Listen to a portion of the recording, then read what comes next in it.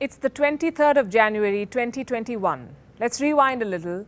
10 months ago, New York-based Foreign Affairs magazine predicted a catastrophe for India.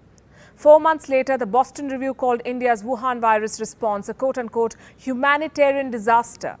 In August 2020, the Scientific American claimed India is in denial about the COVID-19 crisis. The BBC was quick to declare that New Delhi is staring at a disaster.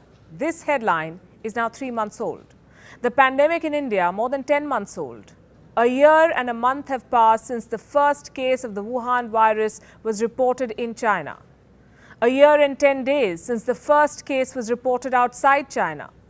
Look at what the BBC has to say now. The UK reports a record 1,564 daily deaths. A further 1,564 people have died in the UK within 28 days of a positive COVID test, the biggest figure reported in a single day since the pandemic began.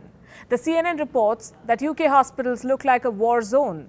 And just so that you know, hospitals in the US are not keeping too well either. Over 24 million people have been affected in the United States so far. That's more than 25% of the global caseload. Hospitalizations are up in Hawaii, Kansas, New Jersey, Kentucky, Pennsylvania, Vermont, and Maine. California is the new hotspot, and the West as a whole is all over the place. India, on the other hand, appears to have got a grip on the Wuhan virus pandemic. Cases have fallen to the lowest since June 2020. So much for the doomsday predictions. As we speak, India is also driving the world's largest vaccination program. 1.3 billion people are slated to be immunized. 1.04 million people have been vaccinated as of the 22nd of January. By July this year, India plans to vaccinate at least 300 million people. That's almost the entire population of the United States.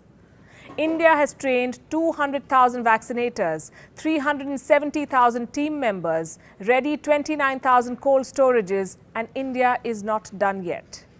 India is not just vaccinating its own, but also nursing the neighborhood back to health. India's vaccine diplomacy is what we will focus on this episode of Gravitas Plus. Hello and welcome. I'm Palki Sharma Upadhyay. As we speak, Indian vaccines have reached these countries. India gifted 150,000 doses of Wuhan virus vaccines to Bhutan. The consignment landed on the 20th of January. 100,000 doses of the Covishield were gifted to the Maldives. 1 million doses of the vaccine were gifted to Nepal on the 21st of this month.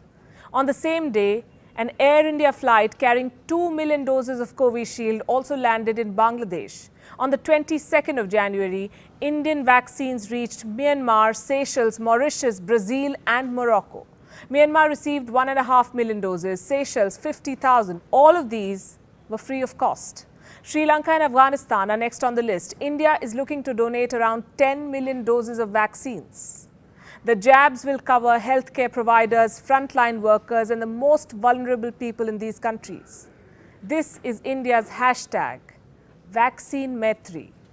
Now just take a moment and think about this. The world's so-called developed nations are focused on their own problems, overwhelmed by the pandemic, while India is nursing other countries back to health. Even in times of a deadly pandemic, India is looking at her neighborhood first and healing the region with the highest population density. The demand for India's vaccines, however, goes beyond SAARC and beyond the subcontinent.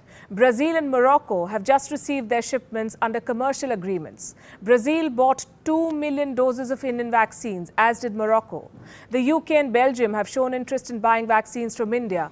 Dominica has sent an SOS letter to the Prime Minister of India, Narendra Modi. Prime Minister Roosevelt Skerrit wrote, "I request with great humility and respect that you assist us by donating the doses we need to make our population safe, optimally 70,000 first and second doses."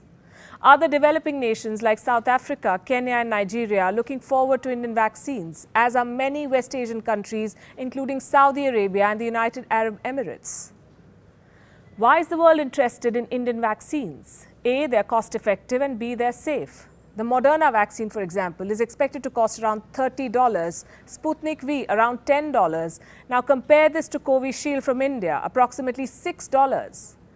Did you know India is home to the largest number of US FDA-approved vaccine manufacturing plants?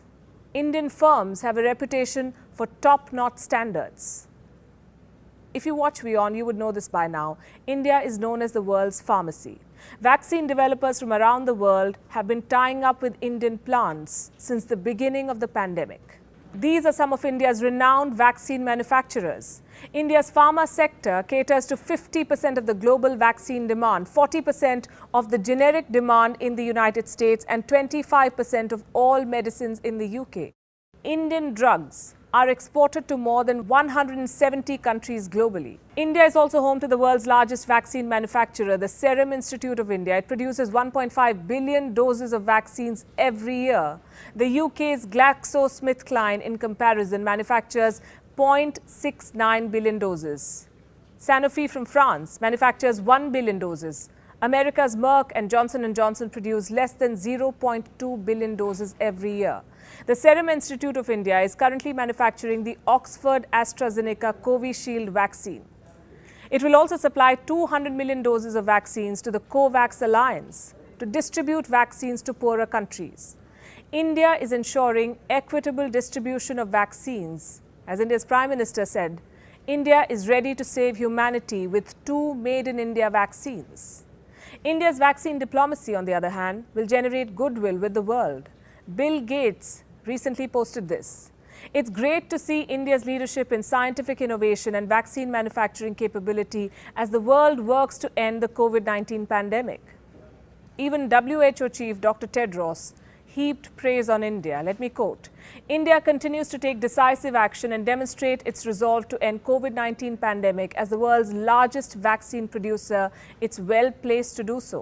It looks like the praise did not go down too well with China. One day after Dr. Tedros' testimony, China's mouthpiece, the Global Times, published this article. Don't go by the headline, read the text below. India hopes to counter the international influence of Chinese vaccines, even if China has always set its own pace and has no intention of competing. You see, China has a limitless checkbook. India has a robust infrastructure for vaccine manufacturing. While China tries to buy support, India is enhancing its global influence by extending support. China wreaked havoc in Nepal. India is healing Nepal. China debt-trapped Sri Lanka. India is trying to free Colombo from the clutches of the pandemic.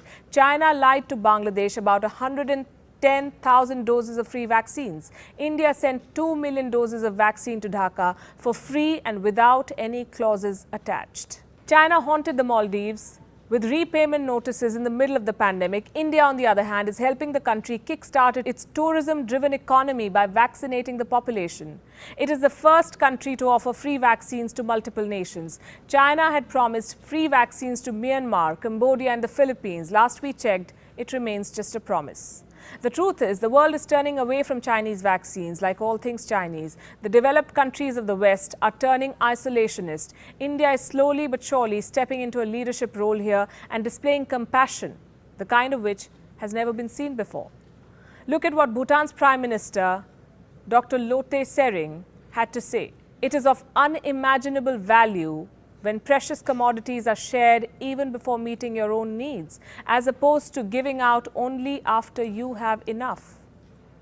Maldivian President Ibrahim Soli called India's vaccine consignment the most generous gift. Nepal's Prime Minister KP Sharma Oli posted this. He said Nepal appreciates the gesture from a friendly neighbor. Bangladesh's Prime Minister Sheikh Hasina has also thanked India's Prime Minister Narendra Modi. Without India, there won't be enough vaccines to save the world. This is from the director of the London School of Hygiene and Tropical Medicine. He said this as early as July. While the world blocked export of essential medicines, India supplied hydroxychloroquine, HCQ, remdesivir and paracetamol tablets. New Delhi also exported diagnostic kits, ventilators, masks, gloves and other medical supplies. India provided training to its neighborhood, and now India is saving the world with its vaccine. Because here is one thing that India believes in. Vasudhaiv Kutumbakam, as we say. The world is one family. Gravitas Plus, co-presented by Skoda. Simply clever.